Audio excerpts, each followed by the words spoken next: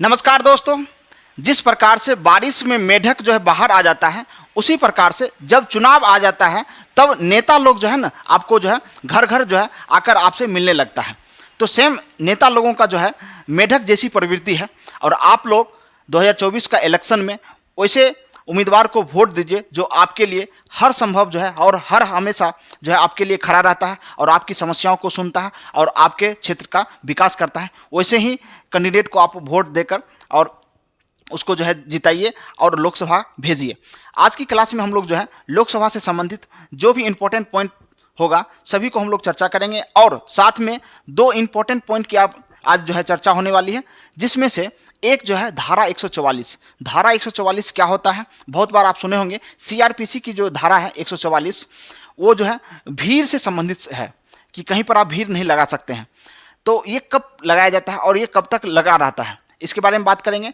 और साथ में हम लोग चर्चा करेंगे कि आचार संहिता क्या होता है।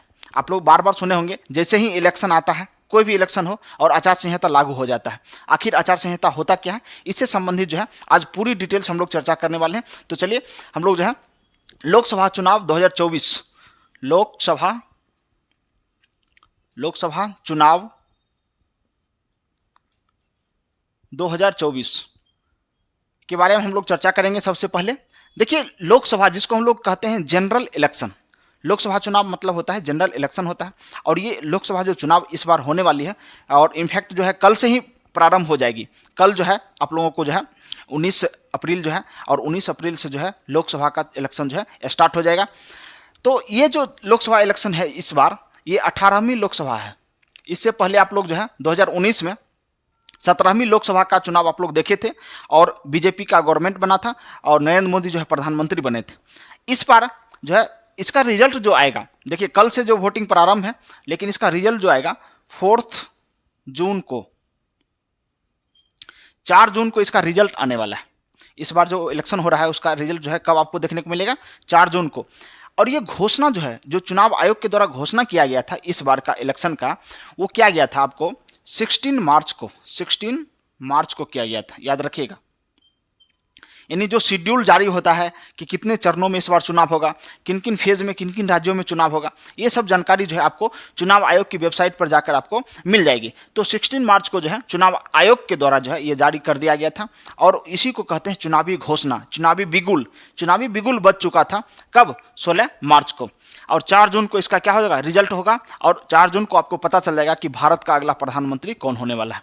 तो देखिए ये 18वां लोकसभा चुनाव है, लेकिन हम बात करते हैं कि प्रथम लोकसभा चुनाव जो हुआ था, प्रथम लोकसभा चुनाव 1951-52 में हुआ था। 1951-52 में। अब 51-52 हम लोग क्यों लिख रहे हैं, 2 ईयर क्यों एक साथ हम लिख रहे हैं? क्योंकि देखिए 1951-52 के समय में बैलेट पेपर से चुनाव होता था, लेकिन अभी के समय में जो ईवीएम से चुनाव होता है, इसको बोलते हैं इलेक्ट्रॉनिक वोटिंग मशीन। तो ईवीएम से जब चुनाव हो रहा है तो जल्दी चुनाव हो जा रहा है, जल्दी आप लोग वोट डाल के आ जा रहे हैं और बहुत कम समय में जो है आपका रिजल्ट भी सामने आ जाता है। लेकिन उस समय क्या था कि बैलेट पेपर से चुनाव होता था और आप लोगों को जो है ठप्पा मारने के लिए, जिसको बोलते हैं मोहर मारने के लिए, अभी भी जो ग्रामीण क्षेत्रों में देखिएगा कि जब मुखिया का चुनाव होता है या कह सकते हैं कि जिला पार्षद हो गया और ग्राम पंचायत का चुनाव होता है, उस समय कहीं पर ईवीएम देखने को मिलता है और कहीं पर जो है आपको ये मोहर मारने का जो आपको देखने को मिलेगा।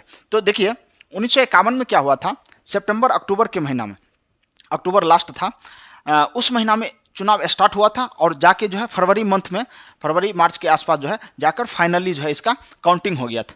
क्योंकि देखिए चुनाव होना बड़ी बात नहीं था उस समय, काउंटिंग में थोड़ा सा टाइम लग जाता था क्योंकि बैलेट पेपर है, एक एक करके इतना काउंट करना ना। तो अब हम बात करते हैं कि प्रथम लोकसभा चुनाव तो आप देख लिए कब हुआ था। तो पहली बार लोकसभा चुनाव 1951-52 में हुआ था। अभी वर्तमान में 18वीं लोकसभा का चुनाव होने वाला है। अब हम बात करते हैं कि ये लोकसभा चुनाव करवाता कौन है। तो देखिए भारतीय संविधान के द्वारा जो है एक संगठन बनाया गया, कह सकते हैं कि एक ऐसा बॉडी तैयार किया गया जो भारत में चुनाव करवाएगा, जिसका नाम है election commission of India, ECI जो होता है यही जो है भारत में चुनाव करवाता है। और कौन कौन चुनाव करवाएगा? तो लोकसभा का, विधानसभा का, राष्ट्रपति का, उपराष्ट्रपति का, राज्यसभा का, इन सभी चुनाव को जो है करवाने की जो है जिम्मेवारी किसको दी गई है? इलेक्शन कमीशन ऑफ इंडिया को दी गई है। अब इलेक्शन कमीशन जो था 1951 के चुनाव से लेकर 1951 से लेकर 1989 तक जो था, ये जो है सिंगल मेंबर हुआ करते थे इसमें, यानी एक ही व्यक्ति जो है इसको कंट्रोल करते थे। अब जो है वर्तमान में देखेंगे 1989 के बाद इसमें जो है 3 व्यक्ति होते हैं। कितने व्यक्ति होते हैं? 3। अब 3 जो हो गया, कब हुआ? 1989 में 1+2 ये 3 व्यक्ति हो गए। तो एक होता है मुख्य चुनाव आयुक्त और 2 होता है अन्य चुनाव आयुक्त। तो वर्तमान में मुख्य चुनाव आयुक्त जो है आप लोग जानते हैं कि वर्तमान में 3 व्यक्ति हैं। तो तीनों का नाम जो है आप लोग एक एक करके लिख लीजिए, 1 2 3। तो इलेक्शन कमीशन ऑफ इंडिया का जो मुख्य चुनाव आयुक्त है राजीव कुमार नाम है उनका, राजीव कुमार। अभी कुछ दिन पहले आप लोग देखे होंगे कि एक चुनाव आयुक्त थे, उन्होंने इस्तीफा दे दिया। उनका नाम था अरुण कुमार गोयल। अरुण कुमार गोयल ने इस्तीफा दे दिया और एक और थे जिनका नाम था, अरुण कुमार गोयल से पहले एक और मुख्य चुनाव आयुक्त थे, वो जो है अपना कार्यकाल पूरा कर चुके थे। तो एक सीट तो पहले से वैकेंट था, लेकिन जब अरुण कुमार गोयल जब इस्तीफा देते हैं तब जो है दूसरा सीट भी वैकेंट हो गया। तो अकेले कौन बच गए? राजीव कुमार। तो राजीव कुमार अकेले बच गए, तो दोनों के जगह पर 2 नए चुनाव आयुक्त की नियुक्ति की गई। तो एक का नाम है ज्ञानेश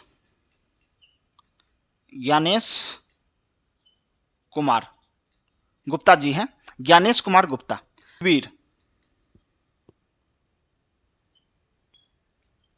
सुखबीर संधू, तीसरा आपका हो गया सुखबीर संधू। तो ये 3 व्यक्ति अभी वर्तमान में इलेक्शन कमीशन ऑफ इंडिया, जो इलेक्शन कमीशन ऑफ इंडिया है, इन तीनों मिलकर जो है अभी भारत में चुनाव करवाने वाले हैं। जो लोकसभा चुनाव अभी 18वीं लोकसभा चुनाव होगा, ये तीनों मिलकर जो है ये संपन्न करेंगे। तो देखिए, अब लोकसभा की जब बात आती है तो लोकसभा में अभी टोटल जो है कितने सीटों पर इलेक्शन होगा? तो 543। याद रखिएगा, अभी लोकसभा का इलेक्शन जो हो रहा है कल से स्टार्ट हो जाएगा, वो कितने सीटों पर होगा? तो 543, यानी 543 जो है सीट जो है इस पर इलेक्शन होने वाला है। क्योंकि आप जानते हैं इससे पहले कुल जो है 545 सीट हुआ करते थे लोकसभा में। 2 सीट क्या था? एंग्लो इंडियन का था, जिसको जो है सरकार ने संसद में संसदीय संशोधन के माध्यम से जो है एंग्लो इंडियन जो सीट था उसको हटा दिया गया। अभी जो है केवल किस पर चुनाव होगा? तो 543 पर। अब देखिए, एक सीट जो होता है, एक सीट ये लगभग 10 लाख की जनसंख्या पर होती है। 10 लाख, यानी एक सीट जो है, यानी कह सकते हैं कि एक संसदीय क्षेत्र, क्योंकि 543 कुल है, तो एक संसदीय क्षेत्र जो है वहां से जनसंख्या जो देखा जाता है तो लगभग कितना? 10 लाख की जनसंख्या पर जो है एक संसदीय क्षेत्र होता है। तो वर्तमान में कितना है? 543।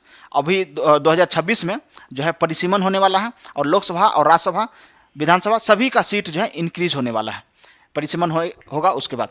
तो एक सीट जो है कितने लाख? 10 लाख की जनसंख्या पर जो है देखने को मिलेगा। अब हम बात करते हैं कि लोकसभा क्षेत्र की बात करते हैं। तो लोकसभा क्षेत्र का निर्धारण किसके द्वारा किया जाता है? तो ये सभी किया जाता है इलेक्शन कमीशन ऑफ इंडिया। कौन सा लोकसभा क्षेत्र होगा, कौन छोटा बनेगा, कौन बड़ा बनेगा, किसको तोड़ना है, किसको जोड़ना है, सब काम किसका है? तो ये इलेक्शन कमीशन ऑफ इंडिया का है, जो चुनाव आयोग है उसी का काम है। तो देखिए, अब हम बात करते हैं कि भारत में सबसे बड़ा लोकसभा क्षेत्र कौन सा है। क्षेत्रफल में भी देखेंगे और जनसंख्या में भी देखेंगे। तो देखिए, सबसे पहले हम लोग देखते हैं कि क्षेत्रफल में जो है सबसे बड़ा लोकसभा क्षेत्र कौन सा है। तो क्षेत्रफल में सबसे बड़ा लोकसभा क्षेत्र की जब हम बात करते हैं तो ये आ जाता है लद्दाख। अब देखिए, लद्दाख केंद्र शासित प्रदेश है। लद्दाख में कौन सा है? लेह। एक्चुअली में लोकसभा क्षेत्र कौन सा है? लेह, क्योंकि लद्दाख की राजधानी लेह है। तो लेह जो है, लेह पूरी की पूरी क्या है? एक लोकसभा कॉन्स्टिट्यूंसी है, या कह सकते हैं कि लद्दाख जो लोकसभा क्षेत्र है वही जो है भारत का सबसे बड़ा जो है लोकसभा क्षेत्र के रूप में जो है सामने आया। कब? जब इसकी जो है सेपरेट हुआ, किससे? जम्मू कश्मीर का जब विभाजन होता है तब जो है 2 केंद्र शासित प्रदेश बन जाता है, एक जम्मू कश्मीर और दूसरा लद्दाख। तो ये देख लिए। अब हम बात करते हैं कि क्षेत्रफल में सबसे छोटा, क्षेत्रफल में सबसे छोटा जो होता है वो कौन सी है? तो याद रखिएगा, क्षेत्रफल में सबसे छोटा हो जाएगा आपका लक्षद्वीप। लक्षद्वीप।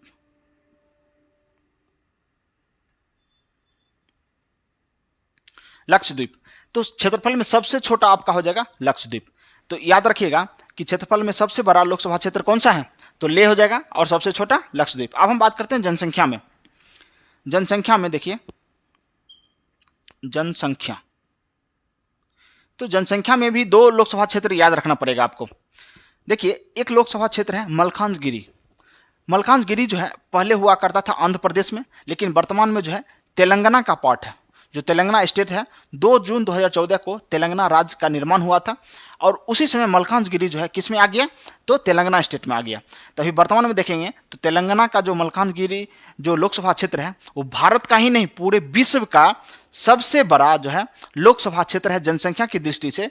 अभी वर्तमान में देखेंगे तो लगभग जो है 35 लाख वोटर है। देखिए, वोटर बोल रहे हैं, जनसंख्या नहीं बोल रहे हैं, जनसंख्या तो और ज़्यादा है, वोटर की हम बात कर रहे हैं। लगभग जो है 35 लाख वोटर्स जो है यहाँ पर देखने को मिलता है मलकानगिरी। तो याद रखिएगा, मलकानगिरी।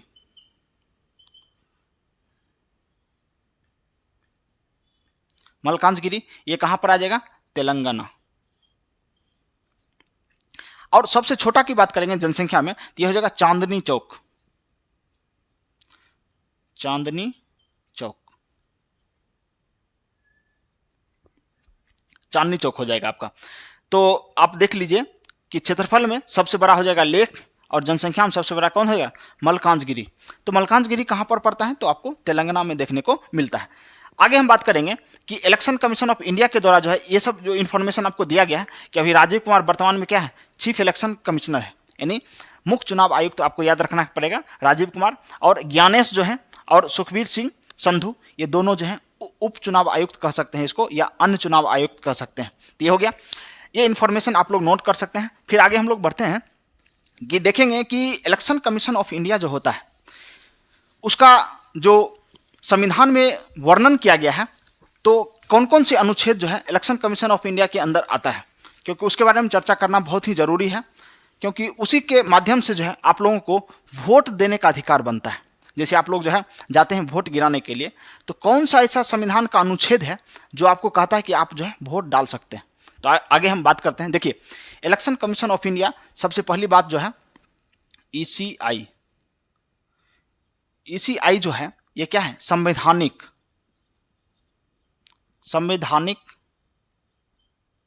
संस्था है। ये कैसा है? संवैधानिक संस्था है। अब संवैधानिक संस्था का मतलब हो गया जिसका संविधान में जिक्र हो, जिसका संविधान में वर्णन हो।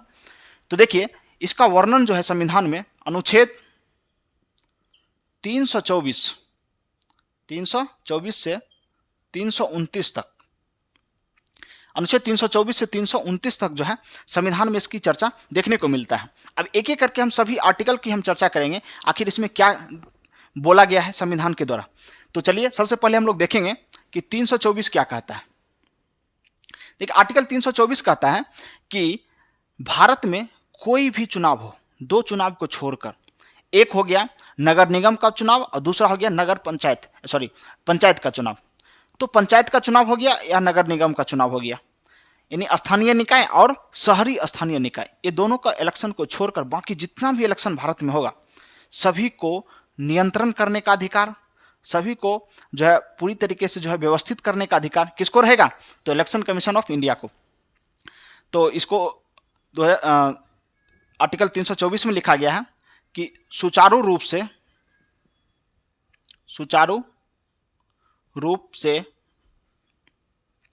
चुनाव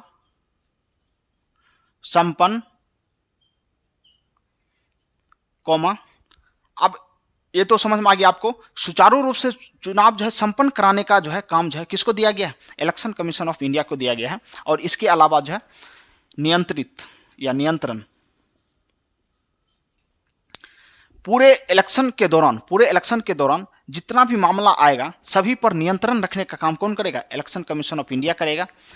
चाहे किसी पार्टी को जो है, नई पार्टी अगर कोई बनता है तो उसका चुनाव चिन्ह देना, अगर कोई पार्टी नेशनल पार्टी है अगर पिछला रिकॉर्ड देखा जाएगा, क्योंकि जितना बार चुनाव होता है चुनाव से जस्ट पहले जो है परिसीमन किया जाता है सभी पार्टियों का कि पिछला रिकॉर्ड क्या है, 1 साल का रिकॉर्ड क्या है, उसी के आधार पर जो है नेशनल पार्टी डिसाइड की जाती है। वर्तमान में 6 नेशनल पार्टियां हैं, तो इन सभी को जो है निर्धारित करने का काम किसको दिया गया है, निर्धारण करने का काम तो इलेक्शन कमीशन ऑफ इंडिया को दिया गया है। तो सुचारू रूप से चुनाव संपन्न कराना, उसका नियंत्रण करना और निरीक्षण भी करना। आगे हम बात करते हैं 325 की। 325 बहुत ही इंपॉर्टेंट अनुच्छेद है। देखिए, आप लोग जब इलेक्शन जब होगा, कल से स्टार्ट हो जाएगा, तो आप लोग जब वोट डालने जाइएगा तो उससे पहले जो होता है ना, एक लिस्ट होता है, उसमें आप अपना नाम खोजते हैं, उसके बाद एक पर्ची दिया जाता है, तब जाके आप वोट डालते हैं। तो जिसमें आप नाम खोजते हैं उसी को बोलते हैं मतदाता सूची। मतदाता सूची, वोटर लिस्ट बोलते हैं। तो वोटर लिस्ट कौन तैयार करता है? यही इलेक्शन कमीशन ऑफ इंडिया के द्वारा जो है वोटर लिस्ट तैयार किया जाता है। तो वोटर लिस्ट जब तैयार किया जाता है तो वोटर लिस्ट में आपका नाम होना अनिवार्य है। अगर नाम नहीं है तो आप वोट नहीं डाल सकते हैं। तो अनुच्छेद 25 कहता है धर्म, जाति, लिंग etc के आधार पर मतदाता सूची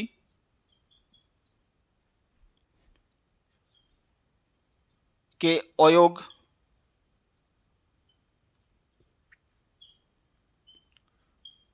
नहीं होगा। देखिए, बहुत ही सिंपल बताया गया है। अनुच्छेद 325 कहता है कि किसी भी व्यक्ति को जाति, धर्म, लिंग इत्यादि के आधार पर आपको मतदाता सूची से वंचित नहीं कर सकते। यानी इलेक्शन कमीशन ऐसा नहीं कह सकती है कि तुम इस जात का हो, तुम फीमेल हो, तुम ट्रांसजेंडर हो, तुमको मतदाता सूची में शामिल नहीं करेंगे, तुम इस धर्म से हो, तुमको मतदाता सूची में शामिल नहीं करेंगे। ऐसा बिल्कुल भी नहीं कहा जा सकता है। क्यों? क्योंकि संविधान ये पहले ही बोल दिया है। संविधान निर्माताओं ने भारत के संविधान में पहले से ही ये वर्णित कर दिया है कि किसी भी व्यक्ति के साथ भेदभाव नहीं किया जा सकता है धर्म, जाति, लिंग के आधार पर कि उसका नाम जो है मतदाता सूची में नहीं होगा। यानी इस आधार पर जो है वो मतदाता सूची के अयोग्य होगा, ऐसा बिल्कुल भी नहीं किया जाएगा। क्यों? क्योंकि ये संविधान में बोल दिया गया है। यानी अयोग्य नहीं होगा, इस आधार पर अयोग्य कोई भी नहीं होगा। अब हम बात करते हैं बहुत ही इंपॉर्टेंट अनुच्छेद 326। इसी अनुच्छेद के चलते आप लोग वोट डालने जाइएगा। अगर 326 आर्टिकल नहीं होता तो आप लोग वोट डालने नहीं जा सकते हैं। अब ऐसा क्या है अनुच्छेद 326 में? अनुच्छेद 326 कहता है वयस्क मताधिकार के आधार पर जो है निर्वाचन होगा। जब आप लोकसभा का चुनाव में वोट डालने के लिए जा रहे हैं, इलेक्शन में आप वोटिंग करने जा रहे हैं, तो आपको जो है वयस्क मताधिकार के आधार पर ही जो है वोट डालने का अधिकार आपको प्राप्त है। तो याद रखिए, वयस्क मताधिकार वर्तमान में क्या है? 18 वर्ष, 18 वर्ष या अधिक मिनिमम, यानी कम से कम 18 वर्ष होनी ही चाहिए आपका एज, तब आप एलिजिबल हैं वोट डालने के लिए। लेकिन जरूरी नहीं है कि आपका 18 वर्ष है आप वोट डाल सकते हैं। क्यों जरूरी नहीं है? क्योंकि 18 वर्ष होने के साथ साथ आपका नाम जो है वोटर लिस्ट में होना अनिवार्य है। वोटर लिस्ट में कब नाम जुड़ेगा? आपको जुर्माना पड़ता है। आप जो है देखते होंगे अपने अपने गांव में जो टीचर्स लोग हैं वही जो है मतदाता सूची में जो है आपका नाम ऐड करवाते हैं, और आपका जो है वोट डालने का जो कार्ड बनता है जिसको हम लोग वोटर आईडी कार्ड कहते हैं, उसको भी बनवाना पड़ता है आपको। लेकिन वो सेकेंडरी चीज़ हो गया। वोटर आईडी कार्ड नहीं भी है फिर भी आप वोट डाल सकते हैं, लेकिन मतदाता सूची में अगर नाम नहीं है तो आप वोट नहीं डाल सकते।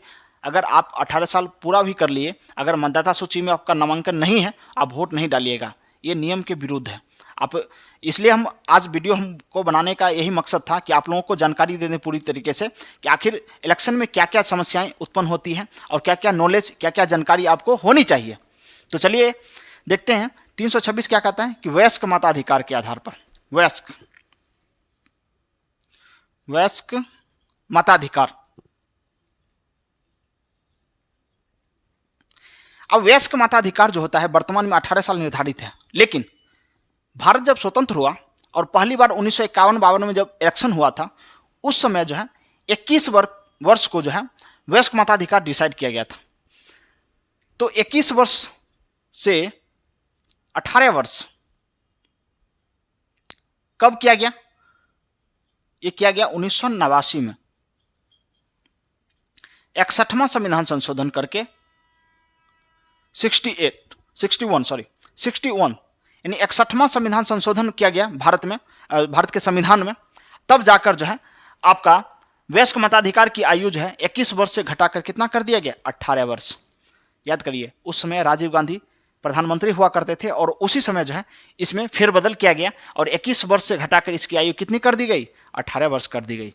अगर मान लीजिए अभी अगर 21 वर्ष रहता तो बहुत सारे वोटर्स जो है वो छटा जाते हैं, क्योंकि उनका एज 18 वर्ष रहता और वो 21 वर्ष करने के लिए जो है 3 वर्ष वेट करते, तब जाकर वो वोट डाल पाते। लेकिन अभी वर्तमान में क्या है, याद रखिएगा, वर्तमान में 18 वर्ष, वर्तमान में जो है मताधिकार की आयु कितनी है? 18 वर्ष। लेकिन 1989 से पहले कितना था? तो 21 वर्ष, ये याद रखिएगा। अब हम बात करते हैं आर्टिकल 327 क्या कहता है। 327 देखिए, 327 कहता है कि लोकसभा या किसी भी चुनाव में, लोकसभा का हो, विधानसभा का, कोई भी चुनाव हो, चुनाव से संबंधित जो भी नियम कानून है, या कह सकते हैं इलेक्शन कमीशन ऑफ इंडिया के जो भी नियम कानून है, अगर चुनाव कराने के नियम कानून में अगर फेरबदल करना है तो वो संसद के द्वारा किया जाएगा। तो 327 कहता है चुनावी या चुनाव संबंधी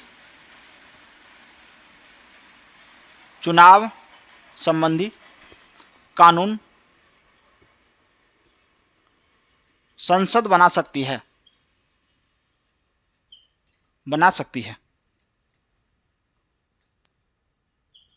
चुनाव संबंधी जो भी नियम कानून होगा वो किसके द्वारा बनाया जाएगा? तो भारत की जो संसद है, जिसको हम लोग लोकतंत्र का मंदिर कहते हैं, और भारत का जो लोकतंत्र है विश्व का सबसे बड़ा लोकतंत्र है, और विश्व के सबसे बड़े लोकतंत्र का जो है महापर्व जो है कल से स्टार्ट होने वाली है। यानी जो भारतीय जो संविधान, इतना बड़ा लोकतांत्रिक देश जो है, कल जो है इसका महापर्व स्टार्ट होने वाला है। तो आप लोग जो है अच्छी तरीके से जो है वोटिंग करिए, और सभी से हम गुजारिश करेंगे कि जो लोग वोट डाल सकते हैं वो बिल्कुल जाकर वोट डालिए, क्योंकि ये आपका अधिकार है। और ये अधिकार आपका कौन दिया है? तो ये भारत के संविधान ने आपको ये अधिकार दिया है, और सभी लोग अपने अपने अधिकार का प्रयोग करिए, क्योंकि आपका भविष्य जो है आपके एक वोट में निहित है। आप अपना भविष्य तय कर सकते हैं वोट डालकर। अच्छे व्यक्ति को आप सेलेक्ट करिए ताकि आपके और आपके समाज के विकास के लिए काम करे। चलिए अब आगे बढ़ते हैं हम लोग। आर्टिकल 328 देखते हैं। 27 आप लोग देख लिए। अब यहाँ से आप लोग नोट कर सकते हैं, नहीं तो स्क्रीनशॉट लेकर आप रखिए, बाद में इसको आप देख सकते हैं। अभी हम 2 आर्टिकल की चर्चा करेंगे, 328 और 329। अब देखिए 28 क्या कहता है। 28 कुछ नहीं है, सिंपल सा है। 28 कहता है कि अगर विधानसभा का इलेक्शन होगा तो विधानसभा के इलेक्शन होने के समय जरूरी नहीं है कि संसद ही कानून बनाए। अगर किसी राज्य में विधानसभा का इलेक्शन हो रहा है, अगर विधानमंडल को लगता है कि कुछ नियम कानून में बदलाव किया जाए, तब वो नियम कानून बना सकती है। राज्य के विधानमंडल के चुनाव में, जो राज्य का विधानसभा का चुनाव होता है, उसके चुनाव के समय नियम कानून में फेरबदल किया जा सकता है। तो चलिए अब हम देखते हैं आर्टिकल 328। विधानमंडल द्वारा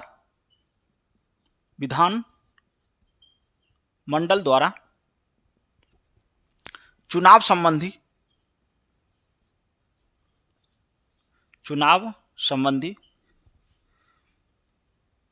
नियम बनाए जा सकते हैं।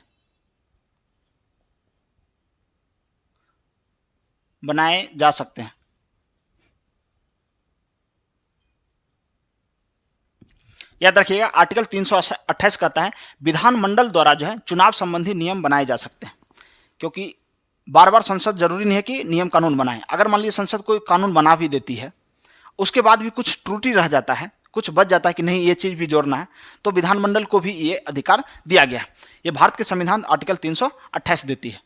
लेकिन देखिए, दोनों में जब मतभेद उत्पन्न होगा ना, दोनों में जब मतभेद उत्पन्न होगा तो किसका कानून वैलिड रहेगा? याद, ये संसद के द्वारा जो बनाया गया कानून है, यही कानून जो है वैलिड रहेगा। ये भी आपको याद रखना है। मोस्ट इंपॉर्टेंट, सबसे जो है महत्वपूर्ण जो है आर्टिकल 329 है। क्यों इंपॉर्टेंट है? क्योंकि ये जो है इलेक्शन कमीशन ऑफ इंडिया को जो है स्वतंत्र स्वायत्त बनाने का कार्य जो है अनुच्छेद 329 ही करता है। इसमें कहा गया है कि न्यायालय हस्तक्षेप नहीं करेगी, न्यायालय चुनावों में हस्तक्षेप नहीं करेगी, हस्तक्षेप नहीं करेगी। मतलब किस प्रकार से चुनाव हो रहा है, कैसा ही जैसा नियम कानून बना के इलेक्शन कमीशन ऑफ इंडिया जो है अपना चुनाव करवाती है, तो उसमें जो है दखल अंदाजी जो है न्यायालय के द्वारा नहीं दिया जाएगा। चाहे उच्च न्यायालय हो, चाहे सर्वोच्च न्यायालय हो, कोई भी दखल अंदाजी इसमें नहीं करेगा, हस्तक्षेप नहीं करेगा। ये कह दिया है, साफ साफ लिख दिया गया है भारत के संविधान में 329। तो ये 4 आर्टिकल था, आपको समझ में आ गया होगा और पूरी तरीके से आपको समझ में आना ही चाहिए, ताकि आपको पता चलेगा कि इलेक्शन कमीशन ऑफ इंडिया को क्या क्या पावर दिया गया है और किस अनुच्छेद के माध्यम से, इन जो भारत के संविधान जो आपको अधिकार दिया है, किस अनुच्छेद का प्रयोग करके जो है आप जो है वोटिंग डालने के लिए जाते हैं, वोट डालने के लिए जाते हैं। अब हम बात करेंगे कि जो अभी 18वीं लोकसभा का चुनाव होगा, इसके साथ साथ 4 राज्यों में लोकसभा के साथ साथ जो है 4 राज्यों में विधानसभा का भी इलेक्शन होने वाला है। तो वो कौन कौन से 4 राज्य हैं, फटाफट हम लोग देख लेते हैं। तो देखिए 4 राज्य में आ जाएगा, एक आ जाएगा आंध्र प्रदेश, दूसरा आ जाएगा आपका उड़ीसा, तीसरा आ जाएगा आपका अरुणाचल प्रदेश और चौथा आ जाएगा आपका सिक्किम। ये 4 राज्य हैं जहां पर विधानसभा का इलेक्शन होने वाला है और चारों जगह जो है या तो वही मुख्यमंत्री रह सकते हैं या दूसरा मुख्यमंत्री बन सकते हैं। तो देखिए इसके अलावा आंध्र प्रदेश, ओडिशा, अरुणाचल प्रदेश, सिक्किम, ये 4 राज्य हैं जहां पर जो है विधानसभा का इलेक्शन होने वाला है। और किसके साथ? तो लोकसभा के साथ साथ विधानसभा का भी इलेक्शन होगा। चलिए अब हम बात करते हैं कि क्या कोई व्यक्ति जो है एक से अधिक सीटों पर चुनाव लड़ सकता है कि नहीं। तो बिल्कुल लड़ सकता है। चुनाव आयोग के द्वारा यह नियम कानून बनाया गया है कि कोई एक व्यक्ति जो है एक से अधिक सीटों पर चुनाव लड़ सकता है। लेकिन ये जो बात चल रही है, ये 1996 में इसमें फेरबदल किया गया। 1996 में इसमें जो है फेरबदल किया गया। फेरबदल क्यों किया गया? कि पहले क्या था कि कोई व्यक्ति जो है कितना भी सीट पर चुनाव लड़ ले, कोई भी रोक ठोक नहीं था। लेकिन वर्तमान में देखेंगे 1996 में आया कि नहीं, एक व्यक्ति जो है केवल 2 ही सीट पर चुनाव लड़ सकते हैं। उससे पहले जो है बहुत सारे व्यक्ति हुए जो 3-3 सीट पर चुनाव लड़ गए, जैसे इंदिरा गांधी, अटल बिहारी वाजपेयी और भी बहुत सारे लीडर ऐसे हुए। जैसे आप लोग बात करते हैं मुलायम सिंह यादव, वो लोग भी जो है 2-2, 3-3 सीट पर जो है चुनाव लड़ जाते थे। तो ये प्रावधान है, नियम कानून जो इलेक्शन कमीशन के द्वारा जारी किया जाता है उसमें ये नियम कानून है, प्रावधान है कि आप जो है 2 से अधिक सीटों पर चुनाव नहीं लड़ सकते हैं। वर्तमान में ये सिनेरियो है, तो 2 सीट पर चुनाव लड़ सकते हैं कोई एक व्यक्ति। अब बात आती है दोनों सीट अगर आप जीत जाते हैं उस कंडीशन में क्या होगा। तो जब आप दोनों सीट जीत जाते हैं, दोनों सीट, याद करिए 2014 में जब इलेक्शन हुआ था तो उसमें नरेंद्र मोदी जो भारत के भी प्रधानमंत्री हैं और राहुल गांधी जो विपक्ष के लीडर हैं, कांग्रेस के बड़े लीडर हैं, तो राहुल गांधी और नरेंद्र मोदी ये दोनों ऐसे व्यक्ति थे जो 2-2 सीट पर चुनाव जीत गए थे। और वो सीट कौन था? तो नरेंद्र मोदी का जो सीट था वो था एक वाराणसी, जो वर्तमान में है ही वाराणसी, और एक गुजरात का था। तो ये 2 सीट जो है, दोनों सीट से जो वो चुनाव लड़े थे, गांधीनगर से और एक वाराणसी से, तो दोनों सीट से जो है वो जीत गए थे। तो एक सीट जो है उनको 10 दिन के अंदर जो है डिसीजन लेना पड़ता है कि कौन सीट आपको रखना है, कौन सीट आपको छोड़ना है। राहुल गांधी वायनाड से भी चुनाव लड़े थे और उत्तर प्रदेश में जो है वहां पर भी एक लोकसभा क्षेत्र है, वहां से वो चुनाव लड़े थे। तो उत्तर प्रदेश का जो सीट है वो अपने पास रखे थे और वायनाड को छोड़ दिए थे। ऐसा क्यों होता है? क्योंकि कोई एक व्यक्ति 2 सीटों पर जो है नहीं रह सकता है। ऐसा नियम कानून बनाया गया है। जब आपको जो है भाग 5 पढ़ाया जाएगा तो भाग 5 में क्लियरली बताया गया है कि कोई दो व्यक्ति जो है एक सीट पर नहीं रह सकता है। एक सीट उनको जो है 10 दिन का मोहलत दिया जाता है, उनको छोड़ना ही पड़ेगा। तो चलिए आगे हम बात करते हैं। तो ये आपको समझ में आ गया कि कोई व्यक्ति जो है एक से अधिक सीटों पर चुनाव लड़ सकता है। लेकिन अब हम बात करेंगे कि इसमें खराबी क्या है और इसमें फायदा क्या है। फायदा तो पर्सनली होता है, अगर दोनों में से कोई एक सीट जीत गए तो बल्ले बल्ले, और दोनों हार गए तो गए। तो अपने सेफ जोन के लिए जो है 2 सीट का चयन करते हैं राजनेता लोग। लेकिन देश के लिए बहुत ही खतरनाक है ये, या कह सकते हैं देश की इकोनॉमी के लिए अच्छा नहीं है। क्यों अच्छा नहीं है? क्योंकि अगर 10 दिन के अंदर एक सीट को आप छोड़ देते हैं तो उस सीट पर जो है बाय इलेक्शन होता है, फिर से चुनाव होगा। अब फिर से चुनाव होगा तो फिर से खर्च बढ़ेगा। इलेक्शन कमीशन ऑफ इंडिया के द्वारा फिर से चुनाव करवाया जाएगा, बहुत ज़्यादा पैसा फिर से खर्च होगा, इतने कर्मचारी फिर जाएंगे, सभी को वेतन देना पड़ेगा। तो ये फालतू का पैसा बर्बादी है। मेरा तो यही ओपिनियन है कि चुनाव आयोग के द्वारा ये नियम बना दिया जाए कि एक व्यक्ति एक बार में एक ही सीट पर चुनाव लड़ सकते हैं, एकदम बेहतरीन तरीके से, कोई लफड़ा कोई झंझट कुछ भी नहीं, बाय इलेक्शन का समस्या आएगा ही नहीं, कोई व्यक्ति एक से अधिक सीट पर लड़ेगा ही नहीं। आपका क्या मत है इस पॉइंट पर? आप लोग जो कमेंट बॉक्स में लिखिए कि ऐसा होना चाहिए या नहीं होना चाहिए। आगे हम बात करते हैं कि देखिए, आप लोकसभा चुनाव के बारे में जो है आपको बहुत ही अच्छी तरीके से जो है बता दिया गया है। अब हम बात करेंगे 2 पॉइंट बहुत ही इंपॉर्टेंट है कि आखिर धारा 144 कब लगाई जाती है, और हम बात करते हैं आचार संहिता, जो आदर्श आचार संहिता होता है वो क्या होता है। आप लोग बहुत बार सुनते होंगे लेकिन समझ में कुछ आता नहीं होगा। तो हम बात करते हैं अब आचार संहिता की, और साथ में हम बात करेंगे धारा 144 की, आखिर होता क्या है। तो देखिए, आदर्श आचार संहिता, आचार संहिता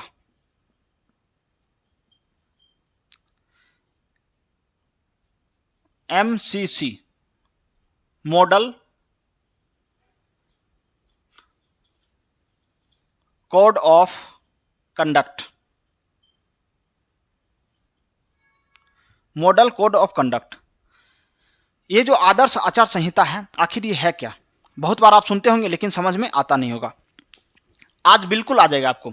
देखिए, आदर्श आचार संहिता क्या होता है कि चुनाव से पहले, चाहे लोकसभा का चुनाव हो चाहे विधानसभा का चुनाव हो, चुनाव से पहले चुनाव आयोग के द्वारा पार्टियों एवं कैंडिडेट के लिए जो भी नियम कानून बनाया गया है उसको हम लोग सम्मिलित रूप से हम बोलते हैं आचार संहिता बोलते हैं। और ये एक क्या है? संहिता मतलब होता है कानून, कानूनों का समूह है एक। इसको फॉलो करना रहता है किसको? तो जितनी भी पार्टियां हैं सभी इसके नियम कानून को फॉलो करेगी, बात मानेगी, और जितने भी कैंडिडेट हैं वो भी इसका बात मानेंगे। अब इसमें बहुत ज़्यादा प्रावधान है, हम जो है कुछ प्रावधान की आपको चर्चा करके हम बता देते हैं कि आचार संहिता कब लागू हो जाता है। जब चुनाव आयोग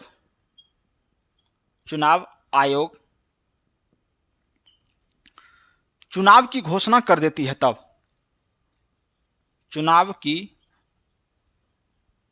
घोषणा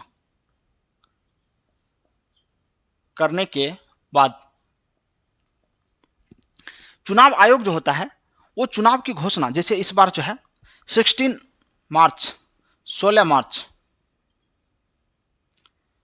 मार्च और ये 4 जून, इस बार आदर्श आचार संहिता जो है 16 मार्च से लेकर 4 जून तक रहने वाली है। आपको समझ में आ गया होगा कि आचार संहिता जब से चुनाव आयोग के द्वारा जो है चुनाव की घोषणा की जाती है वहां से जो है आचार संहिता स्टार्ट हो जाता है। और ये कब तक रहता है? तो जब काउंटिंग कंप्लीट हो जाता है तब तक रहता है। इसका मतलब है 16 मार्च से लेकर 4 जून तक जो है आचार संहिता रहने वाली है इस बार। अब बात करते हैं आचार संहिता में आखिर होता क्या है। तो देखिए, आचार संहिता में ये नियम कानून बना दिया गया है कि सरकार में जो भी व्यक्ति हैं वो सरकारी संपत्ति का उपयोग नहीं करेंगे चुनाव प्रचार के दौरान, सरकारी हवाई जहाज का उपयोग नहीं करेंगे, सरकारी हेलीकॉप्टर चाहे कुछ भी, सरकारी गाड़ी भी हो, सरकारी अधिकारी भी हो, उसका भी यूज नहीं करेंगे। याद करिए 1971 का जब चुनाव हुआ था, इंदिरा गांधी पर केस आया था कि सरकारी कर्मचारियों का दुरुपयोग किया गया। इसलिए उस पर मुकदमा भी चला और अयोग्य साबित भी कर दिया गया। लेकिन बाद में जाकर मामला उल्टा पुल्टा हुआ, वो अलग ही मामला है। जब उसमें हम प्रवेश करेंगे तो फिर एक लंबा कहानी चल जाएगा। वो एक अपने आप में एक बहुत बड़ी कह सकते हैं चुनाव आयोग और एक प्रधानमंत्री को अयोग्य कर दिया गया, अयोग्य घोषित कर दिया गया। इतनी पावर है भारत की, या कह सकते हैं किसी भी देश की न्यायालय में। इसलिए सबसे उलझिए लेकिन न्यायालय से कभी नहीं, यानी न्यायालय का चक्कर कभी नहीं लगाइए। चलिए देखते हैं आदर्श आचार संहिता में। अब तो ये समझ में आ गया होगा कि सरकारी बंगला, सरकारी गाड़ी, सरकारी कर्मचारी, किसी का भी प्रयोग जो है चुनाव प्रचार में आप नहीं कर सकते हैं, ये पहला चीज़। दूसरा, जब आप प्रचार करने जाते हैं तो प्रचार करने से पहले आपको जिस स्थान पर जाना है उस स्थान का जो है बुकिंग करवाना पड़ता है। संबंधित जिला कलेक्टर, जहां आप जिस क्षेत्र में जाइएगा, संबंधित जिला कलेक्टर के पास जाकर एक आवेदन दिया जाता है। आवेदन देकर परमिशन लेना पड़ता है कि हम जो है इस जगह पर जो है हम क्या करने वाले हैं, प्रचार करने वाले हैं। और कुछ भीड़ वहाँ पर जुटेगी, प्रचार करेंगे। तो आचार संहिता में ये कहा गया है कि अवैध रूप से बिना परमिशन के आप 4 या उससे अधिक लोग एक जगह इकट्ठा नहीं हो सकते। अगर इकट्ठा पाए गए तो आप आचार संहिता का उल्लंघन करते हैं और आपको अरेस्ट किया जा सकता है। याद रखिएगा, आप लोग ये ध्यान में रख लीजिए कि आचार संहिता का उल्लंघन मत करिए। 4-5 दोस्त आप लोग जो है कहीं पर चल जाते हैं, चाय पीते हैं, और एक तो अलग ही देख रहे हैं ट्रेंडिंग में, एक हाथ में चाय का जो गिलास होता है और दूसरे हाथ में सिगरेट। ये दोनों में क्या कनेक्शन है? अगर आप लोगों को समझ में आता है तो कमेंट बॉक्स में जरूर लिखिए कि आखिर इसका क्या एंजॉयमेंट है। दोनों को एक साथ, या तो चाय पी लो या तो सिगरेट पी लो, दोनों को एक साथ, एक बार ऐसे करेगा और एक बार ऐसे करेगा, समझ में नहीं आता है। चलिए, तो अब हम बात करते हैं कि आचार संहिता, और इसी के सिलसिला में आगे हम लोग देखेंगे कि आचार संहिता के दौरान जो है आप सरकारी स्कूल, सरकारी हॉस्पिटल, कोई धार्मिक स्थल, वहां पर भी चुनाव प्रचार आप नहीं कर सकते। यानी बहुत ज़्यादा रिस्ट्रिक्शन लगा दिया गया है। अगर आप चुनाव प्रचार करते हैं तो आचार संहिता का उल्लंघन माना जाएगा और आपको अरेस्ट भी किया जा सकता है। तो इन सभी चीज़ों से बचा जाता है इस आचार संहिता के टाइम में।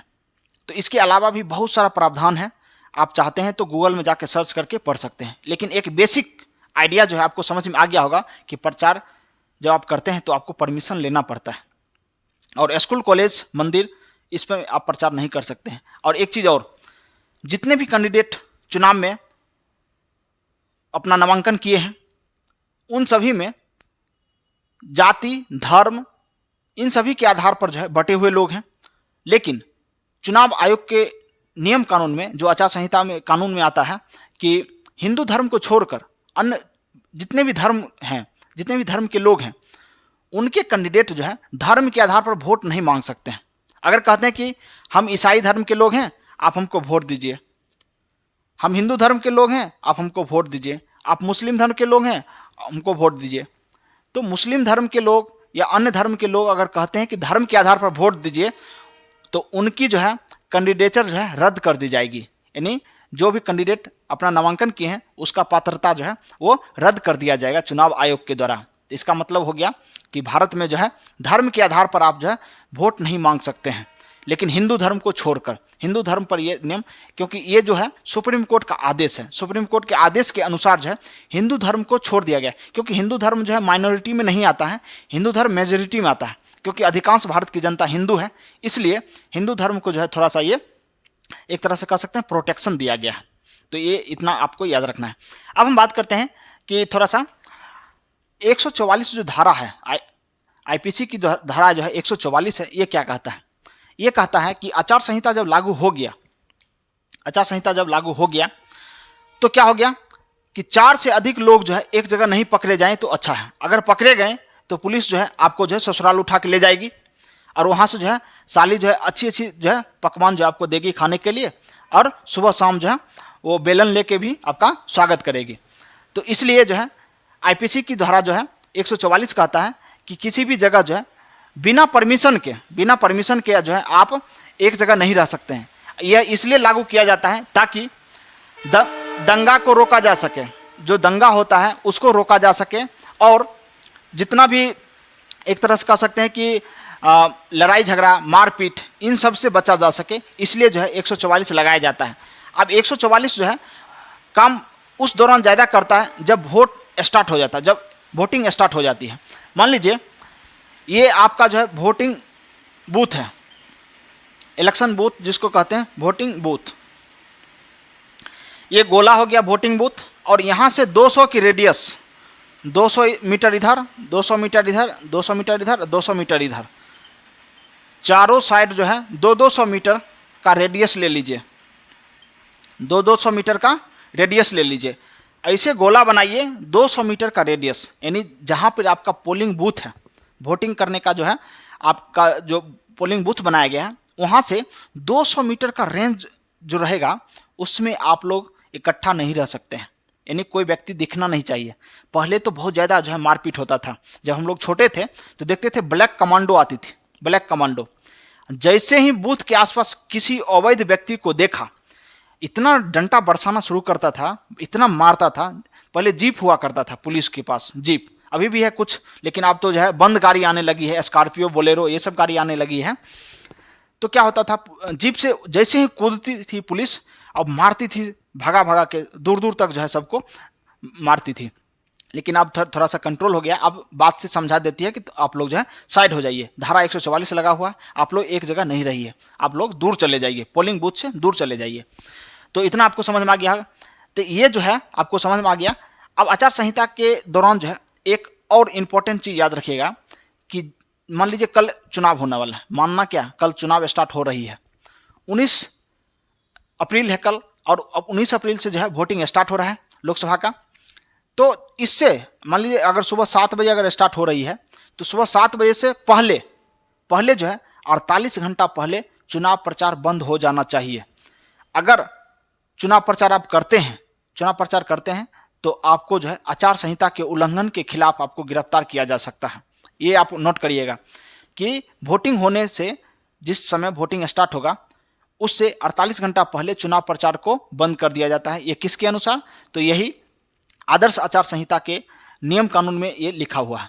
और एक चीज़ और, जब कोई चुनाव प्रचार करता है तो याद रखिएगा सुबह 6 बजे से लेकर रात के 10 बजे तक ही चुनाव प्रचार कर सकता है। ये याद रखिएगा, सुनो, सुबह 6 AM से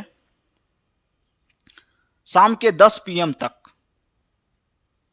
चुनाव प्रचार कर सकता है। अगर 10 बजे रात के बाद कोई चुनाव प्रचार करता है तो पुलिस उसको जो है उठा के कहाँ ले जाएगी, ससुराल ले जाएगी।